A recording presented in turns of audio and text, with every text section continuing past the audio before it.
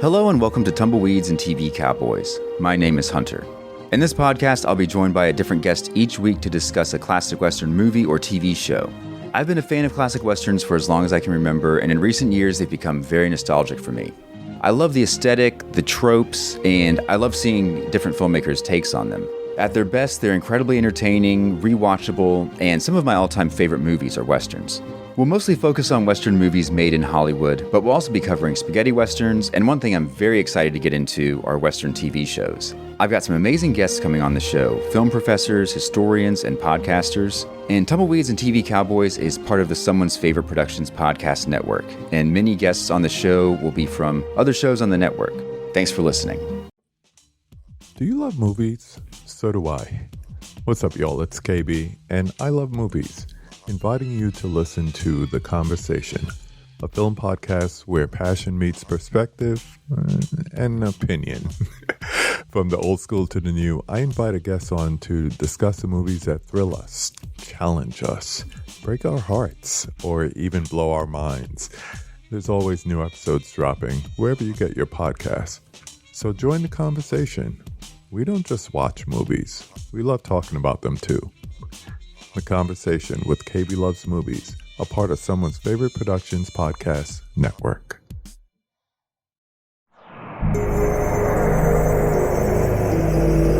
Weird Way Media.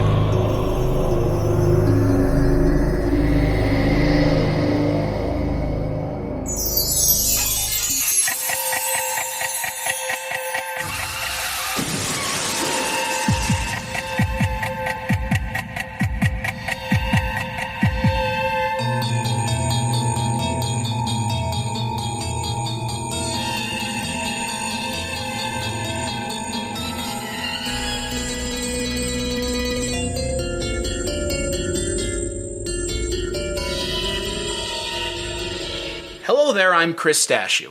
I'm Mike White. And this is Father Malone. And the three of us are coming to you from the Twilight Zone, back in 1985. Hey everybody, it's the Twilight Zone. That's the most excitement we'll be showing on this episode of the show. On this episode of the show, we are going to be talking about the Twilight Zone 1985, and we are going to be talking about the 43rd and 45th episodes of the 3rd season, overall the 18th and 19th episodes, Streets of Shadows and Something in the Walls. A man living what Thoreau called a life of quiet desperation. A man once successful, once firmly ensconced in the American dream, only to have it turn into a nightmare. Steve Cranston, a statistic whose number is about to be called from the Twilight Zone. So, Streets of Shadows aired January 21st, 1989. It is directed by Ryszard Bujalski and written by Michael Reeves. And it's, Ryszard? Rizzard? The Rizzard. I'm saying Richard. On Wikipedia, it says Ryszard Bujalski. Okay. Am I wrong? Is IMDb right again? Maybe he's known as, Ryszard in Polish is Richard, because he's a Polish director. It could be. Oh, okay. Yeah, I see IMDb Ryszard, and then on Wikipedia on the episode list, it's Richard. So yeah, funny. And then if you click through, it's Ryszard. Oh man, these Wikipedia people. I know. Jeez, get it right. You guys spend so much time trying to take down stuff that I post, which is 100% factually correct. Why don't you spend more time policing yourself? It's true. Self-policing is the way. Yeah. So speaking of self-policing, they should have self-policed this episode out of existence. I mean, it's okay. What? No, come on. Haven't tell we you seen this something. before? I know, we have seen Like this before. 16,000 times? Yeah. This Hey. makes the fucking Milius one, that opening day, seem like genius. Oh, like, yeah. I mean, good God. So you have a man who's poor and he lives in a shelter with his family and he goes and robs a rich guy, and when he gets shot by the rich guy, when he gets caught, they switch places. It is like the racial episode from the 2000 series. It's like everything we've seen on this show before. What would happen if you walked a mile in another man's shoes? Right. Cool. That concept was cool in the original show, maybe? Dead Man's Shoes. Yeah. Yeah, back in the 60s, motherfuckers. Not Welcome now. to the new Twilight Zone. Yeah. And All what's he that do? old is new. What's he do when he switches places? He loses his cool. I don't know. What are you talking about? Who is this? I'm going to call the shelter. I'm going to visit myself in the hospital. No. He manages to fund the homeless shelter. He doesn't give his family money or anything. Yeah, he just what was funds the that? homeless shelter. Couldn't he have done both? Couldn't You you would just think. emptied the bank account of the guy into his bank account and said, "Tuda fucking Lou, motherfucker"? Like that. Wouldn't that be what any of us do in this situation? Like, just, No, would you think see, so. he was an honest man, Oh. and now he's been given a chance to earn an honest wage. except for the fact that he broke into that guy's house in the episode and was going to rob him. Yeah, and was like a total cunt to his wife and in a homeless shelter. And he tried to kill him. The guy robbing him tried to kill the guy he was robbing, right? He like took that bottle, the snifter, and threw it at him. Yeah. Like- Well, I Or mean, I guess think the he's just trying to, decanter. he's just trying to get away at that point, right? Here's this crystal decanter. Run! Yeah. Who hasn't thrown a crystal decanter at our boss when they're holding a gun on us because we've tried to rob them? This Charles episode. Happened to me Hayde. twice yesterday. Charles Hayde's a good actor. This is yet another episode where we've got a really good performer who deserves better. Yeah. That's what I took away from this one. I'll make a confession. I interviewed Hayde a few years ago now, and I actually went and I watched most of this episode in preparation of talking with him. I couldn't make it through the first time. Jeez, I don't As soon blame as he you. woke up, I was like, oh boy, it's going to be one of those episodes. I think I know where this is going. The funny thing is, when we watched for our last episode, I continued on and started watching this one. And then when I went to play it again today, it was at the exact spot that I left it, which is a halfway. As soon as he got shot and woke up, I was like, okay, I'm out. Yep.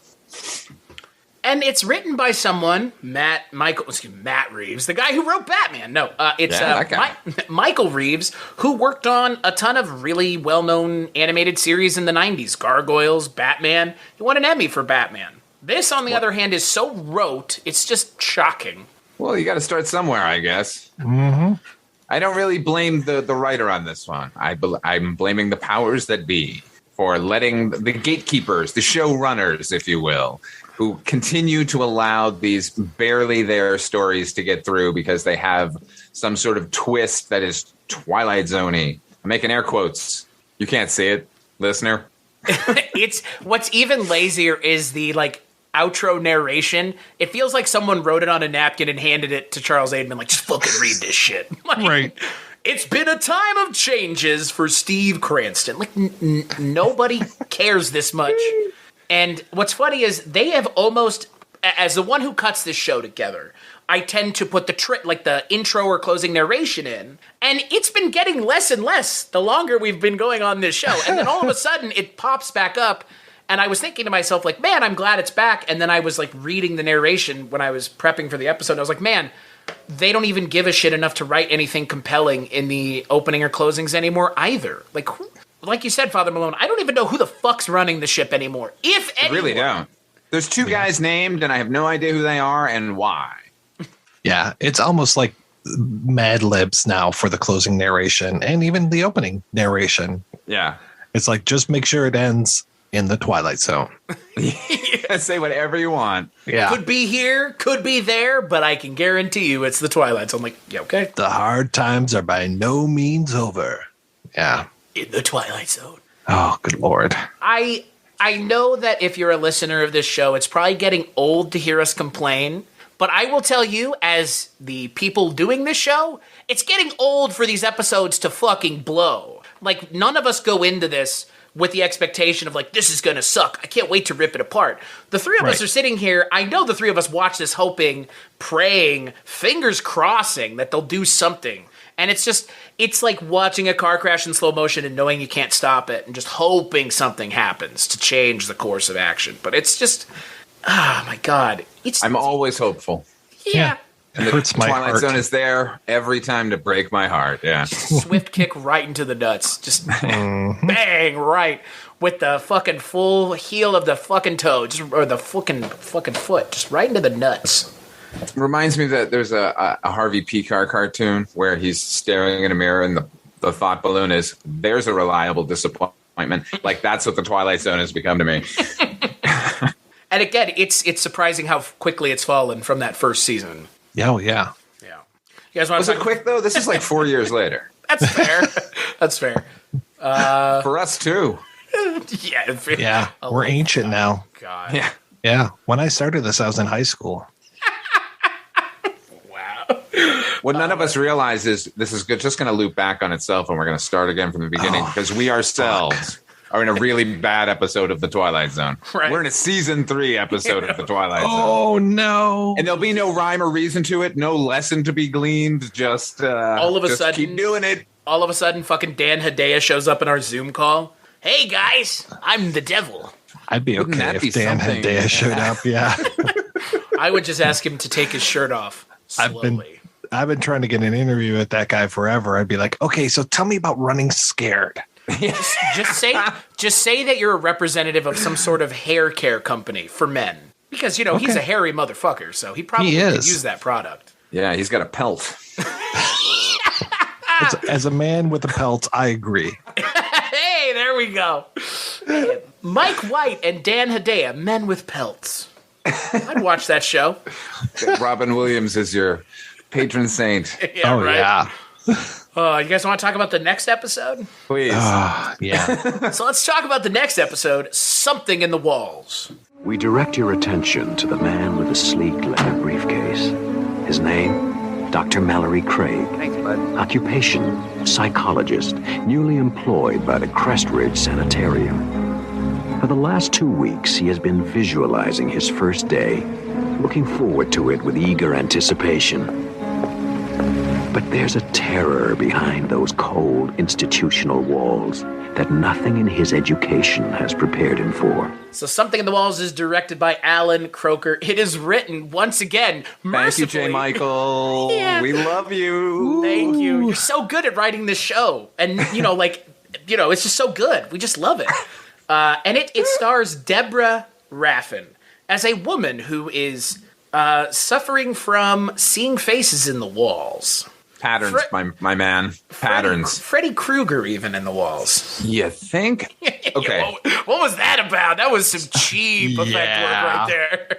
Oh, I liked it, actually. I liked it, but I thought that something seeing better. the entire body sort of move out and then slowly glide down the wall, I thought was really effective and creepy. Like, that's the good thing in this episode. Everything else was garbage. This woman, she checks herself into a sanitarium because she's begun seeing faces popping out of the wall. New doctor arrives, has to diagnose her. She's terrified of patterns, right? Pareidolia, my man. Yeah. Solid colors only, thank you. Right. Except we get a flashback to her house where they're coming through her wall, which contains 0 patterns. It's a flat beige wall. It is a folks. flat wall. I was like, wait, what? And the entire time, all I keep thinking about is there's a short story. Charlotte, can't remember her last name, the Yellow Wallpaper. Charlotte Ever Burgess read that? Gilman. Yes. Yeah.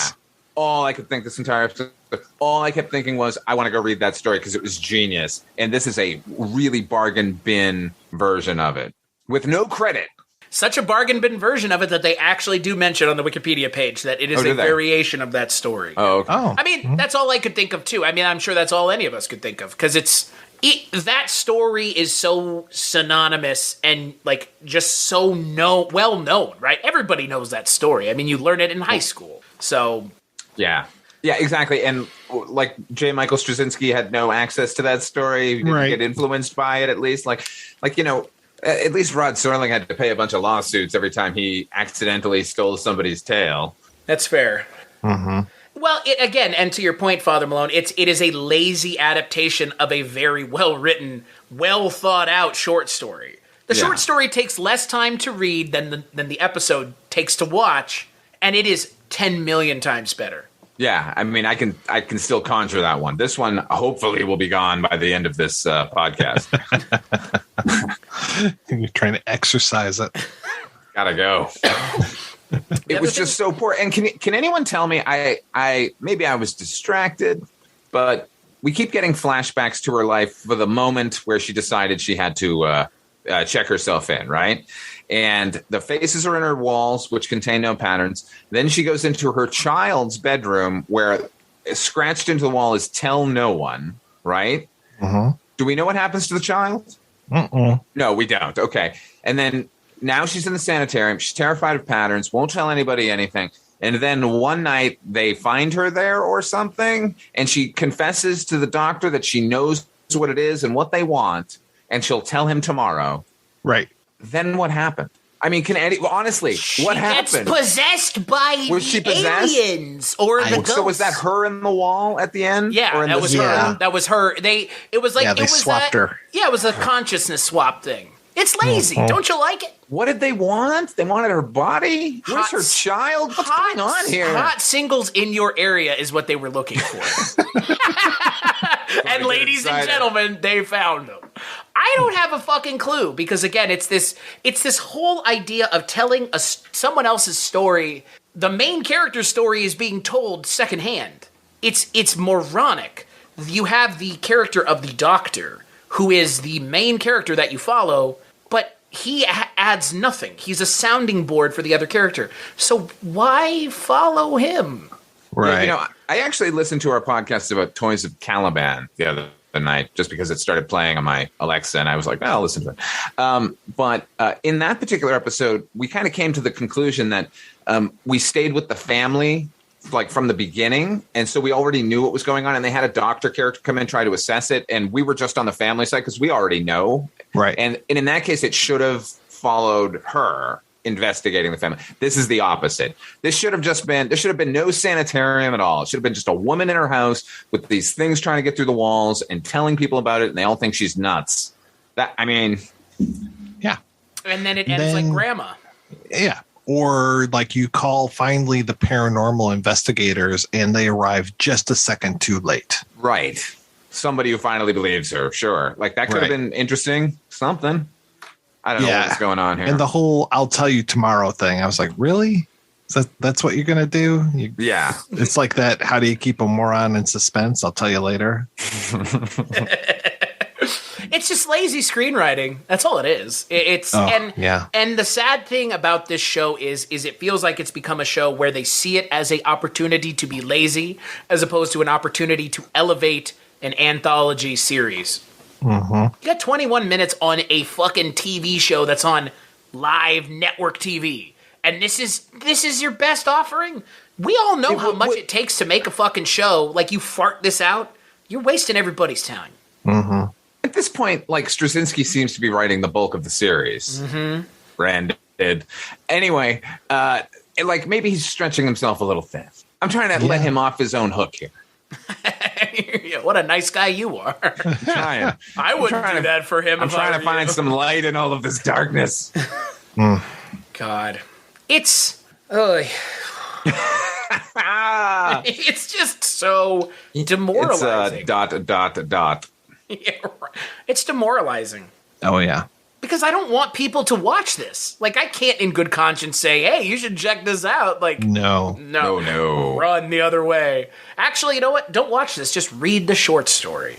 Read that short story that they claim is not the basis for this episode. Like, it's not that they don't claim, it's just that they didn't give it any credit. At all. Right. Well, that to me is as well as claiming. That's fair. That's fair. I don't know if you know this, but Tarantino does that too.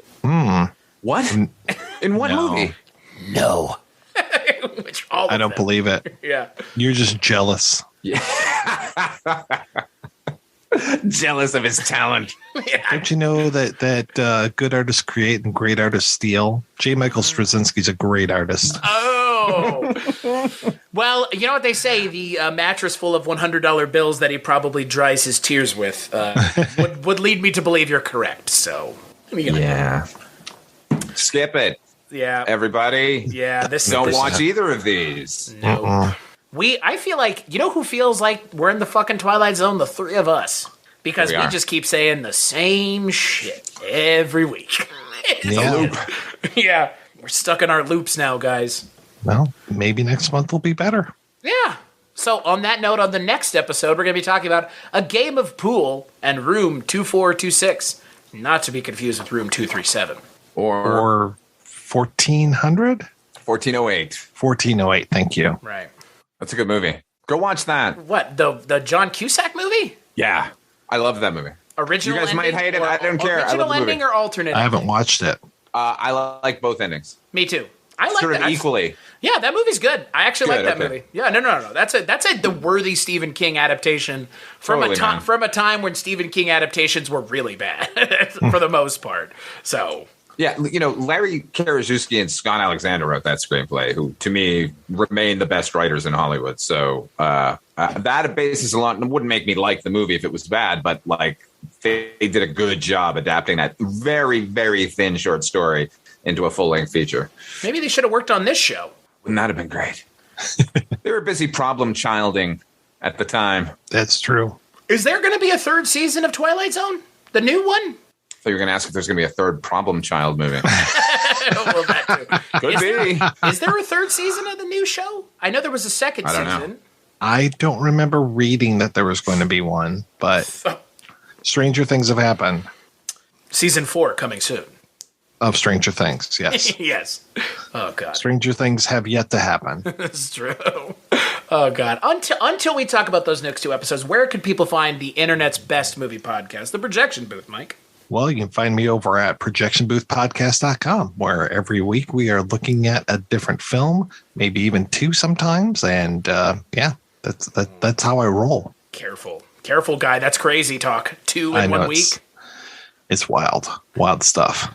Hog wild over there. Getting hog wild over at the projection booth. I like your podcast. Oh, well, thank you. Now I'm on record.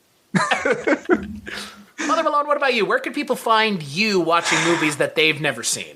Just stay away, everybody.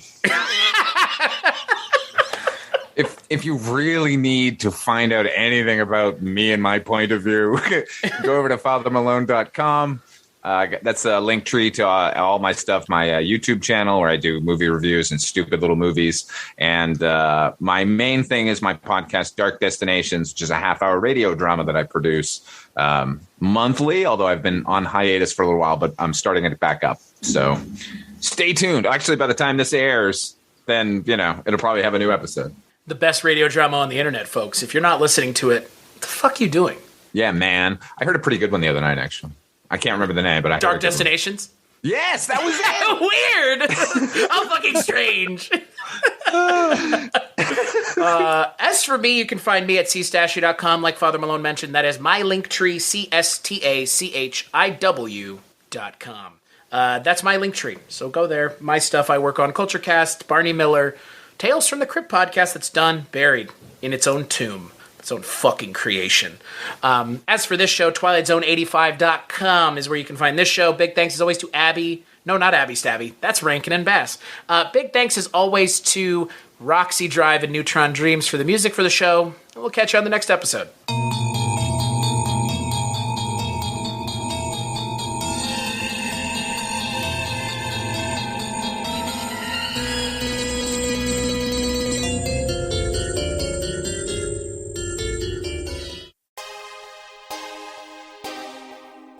The audio commentary. It's a dying art form, but here at One Track Mind, I, your wonky yet affable host Ryan Luis Rodriguez, analyze film through the prism of these embryonic forms of podcasting, one audio commentary at a time. Masterpieces, crapster pieces, live action, animation, cult classics, films literally no one has ever heard of. No track is too small, and no track is too big. Join me and my guests from the entertainment world as we keep these features alive every other Tuesday. Hey, who else is going to discuss Bill and Ted's Bogus Journey one week and Citizen Kane the next? Us, that's who. Sure, you have to put up with my voice, but there's a certain give and take in this industry. That's One Track Mind, part of the Someone's Favorite Productions family and available wherever you get your podcasts. Hello, my name is Kevin Tudor, and I'm one of the 3 hosts of Almost Major, a film podcast dissecting many major indie studios and the films they release. Every week, myself, Charlie Nash, and Bryden Doyle discuss overlooked, forgotten, or bona fide classic indie films via studio-specific miniseries. We've previously covered numerous films from Artisan Entertainment, Lionsgate Films, and New Line Cinema. Titles including The Blair Witch Project, American Psycho, Dogville, But I'm a Cheerleader, Saw, Requiem for a Dream, and Ringmaster, you know, the Jerry Springer film. Anyways, we have a fun time every week and we hope you will join us. Subscribe to Almost Major wherever you get your podcasts. Now proudly a part of the Someone's Favorite Productions podcast network.